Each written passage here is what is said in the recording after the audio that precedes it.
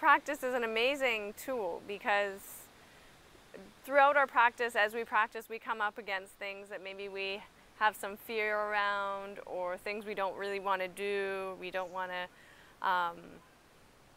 think we can do, we have doubts. Lots of different situations come up using our bodies as a tool on like this little sticky mat, right? And this little sticky mat where we practice, the practice itself just becomes really our relationship to it, or the emotions that come up during it is just a microcosm for what's going on in the bigger macrocosm of our lives. And so maybe we have some fear doing a headstand, but really we also have a lot of fear in some other situation or some other area, or just maybe in general. And sometimes overcoming that fear to just do headstand then helps to build this strength and confidence in other areas of our life. So we feel like, oh yeah, I can do that. I can ask my boss for a raise, or whatever the situation might be, or just I can assert myself better and not be sort of walked all over. And sometimes too, people come to the practice and they're very naturally maybe flexible, and they can backbend and just bend in all different directions, and maybe that's also a bit of a metaphor of their lives. Maybe they're just, they bend over backwards for everyone. They're too flexible, too,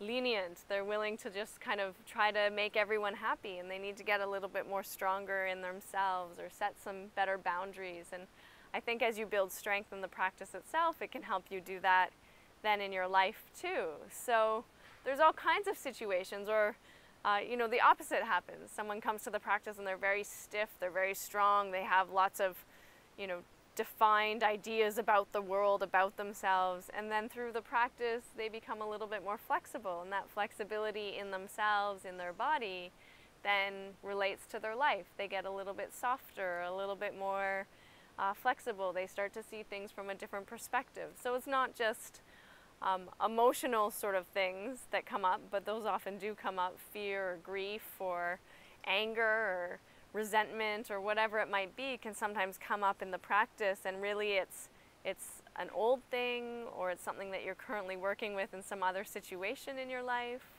and the practice just working through it in this tiny little aspect of an asana then helps you, all of a sudden you see that it's shifted in the bigger scheme of things, and that's no longer really relevant for you. And but it can be your whole world view too. Your whole world view can just shift also, which is really exciting. And it's kind of magical, because you think, how can this asana change who I am, or how I'm living my life, or how I'm acting in the world? But somehow it does. Somehow working with yourself and the practice and these asanas and the breath, it changes things. It changes who you are, it changes your life, it changes your confidence and your sense of adventure even, it's pretty neat.